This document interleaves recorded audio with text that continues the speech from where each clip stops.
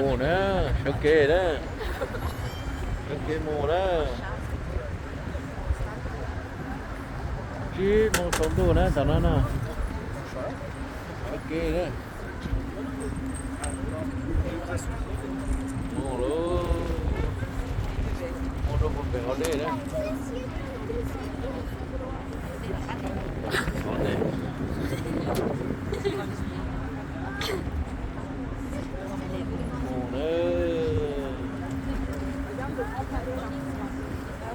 Voilà où il y a le drapeau, c'est le grand panier.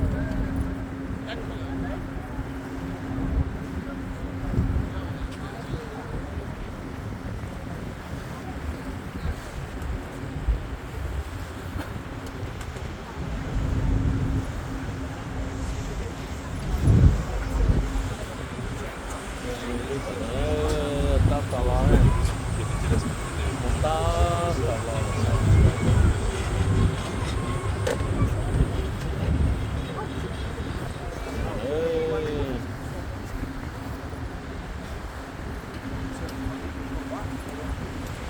lúc nào giờ nó đâu nó mò nè lúc nào chỉ lấy mua đâu nó mò nhá họ chỉ lúc nào đâu nó mò hổ nè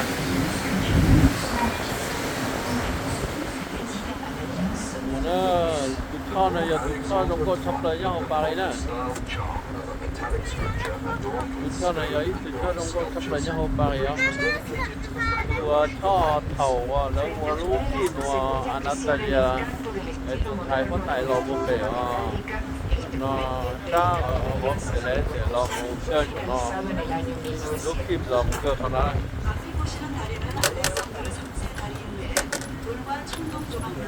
nên lúc này giờ lúc cái nó trong nó mò nó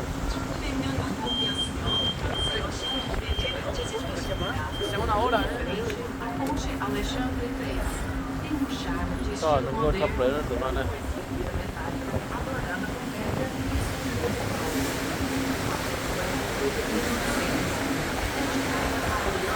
nó tập là sắp về nữa này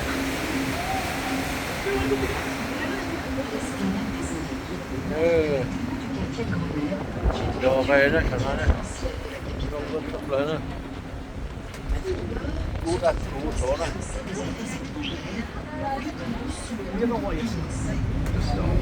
You can see the French Ministry of Foreign Affairs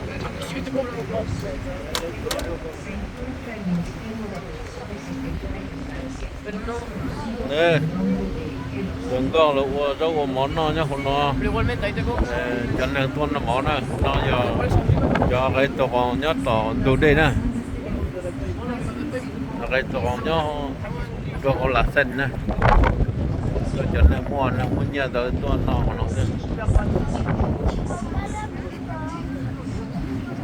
nè đồ đây là xanh nhá hộp bạc gì trong nó nè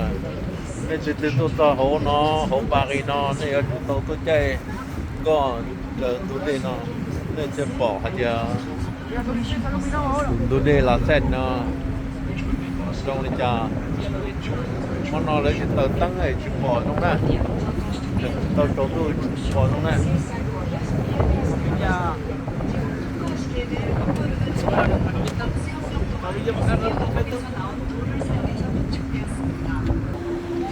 nữa nó phải tao không con nào mà bỏ trong tiền tiền à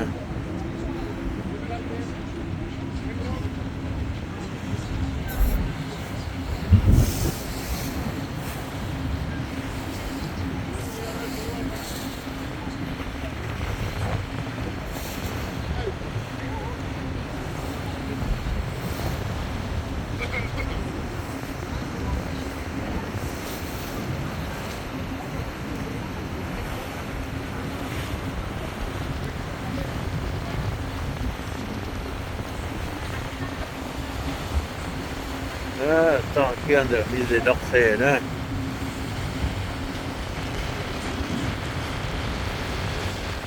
có tàu cưng gấu này ngon to to tu nó cưng gấu này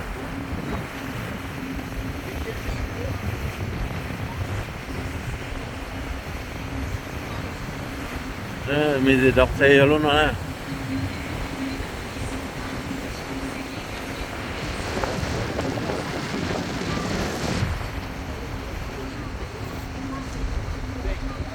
Paris trong có bọn nó nè, anh ấy chỉ tốt sa Paris, giờ chủ tàu tôi tranh con nè, tranh con say ở tung đề nè, không có một chỗ nè.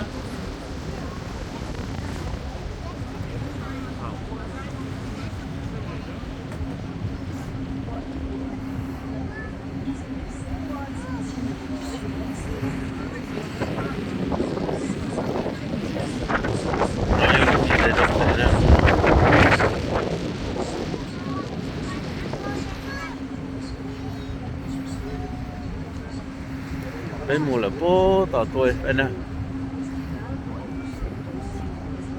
mùa là bố tỏ Notre Dame nữa chưa tôi phải nữa biết tới lần là tôi phải lo lại với một tờ Notre Dame nữa lúc chế là giờ lúa chế lúa vào nữa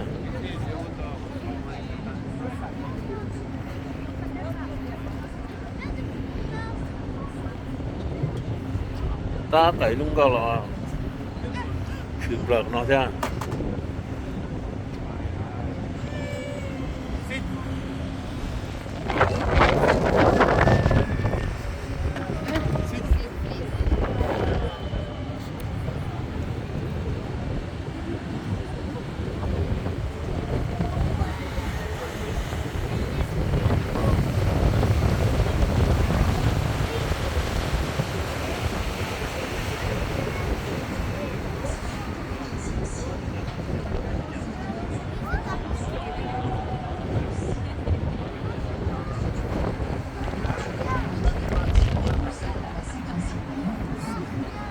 nó xuống coi nó trong vào nó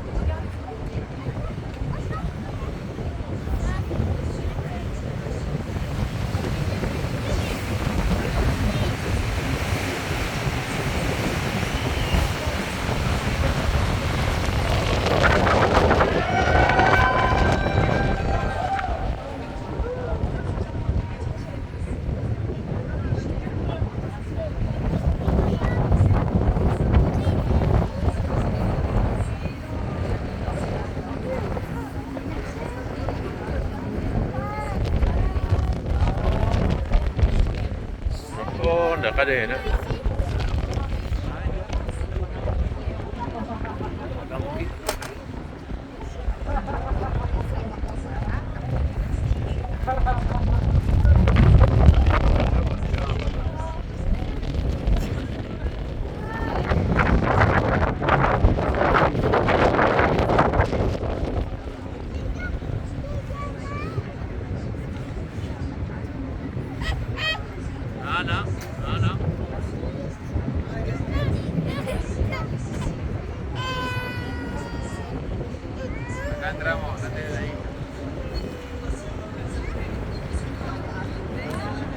Lulu mình sẽ qua nhẹ nhá con nó nè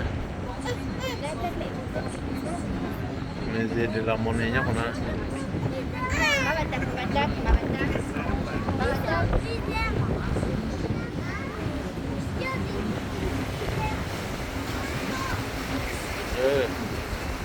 một giải một sát chế nọ này nó mua chế nữa mua lô nhiều bậc tứ nhá không đơn ra này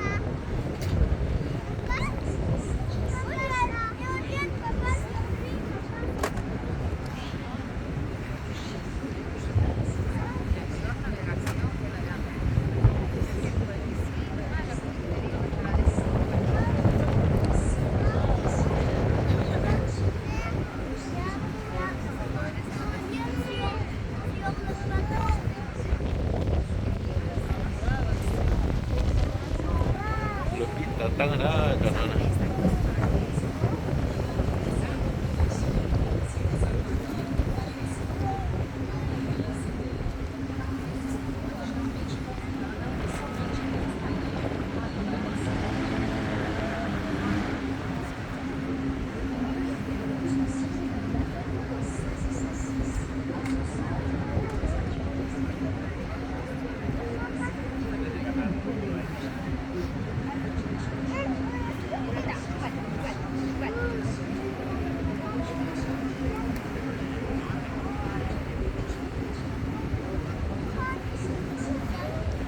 que lo fa.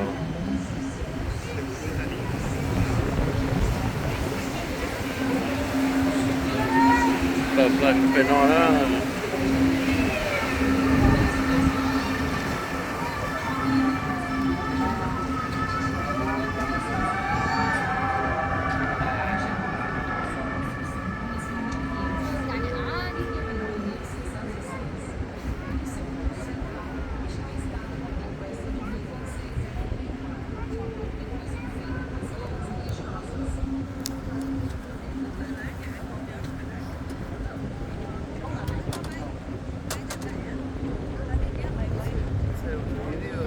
Đúng rồi, ta tầm một co lớn rồi cậu chắc vẫn ra nó chiaตัวนะก็กิจเจนก็พูเลยเจดูตีก็พูเจนจนตัวแล้วโอลินาจะเลื่อนตัวแล้วงดหลังโดนเชียร์นะ Yo le quería decir que tiene que sentarse donde no le corresponde. ¿No entiendes? แล้วก็ขัดเชียร์ Yo ต่อ para todos los televidentes que están viendo el video de แล้วก็ขัดเชียร์ต่อด้วย quiero que sepan que es เจ้าหน้า respetuoso. ที่อยากจะเชียร์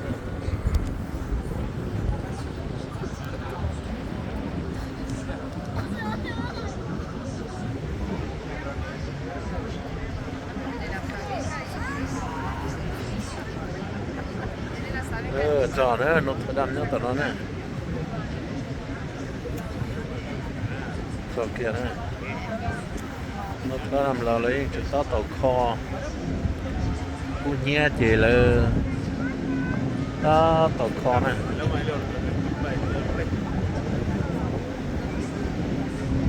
Y te tire el aire.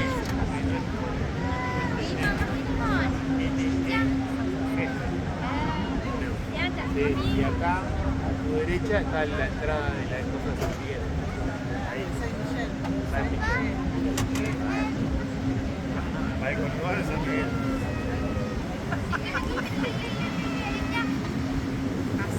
Ah, son finales ahora. Ahí viene la faena. Que van los dos.ต้องต่อคอนะ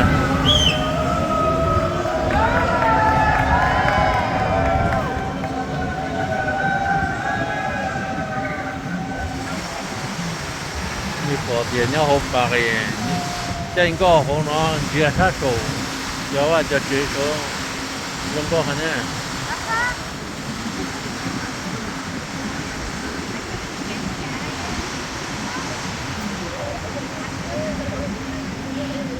รุ่นนั้นกระดานนะ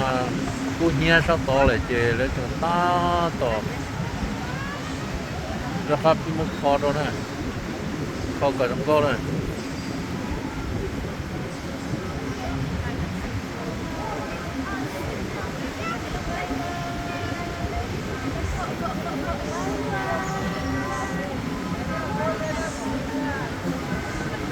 Ojo con escupir, nè, một cái đam nè.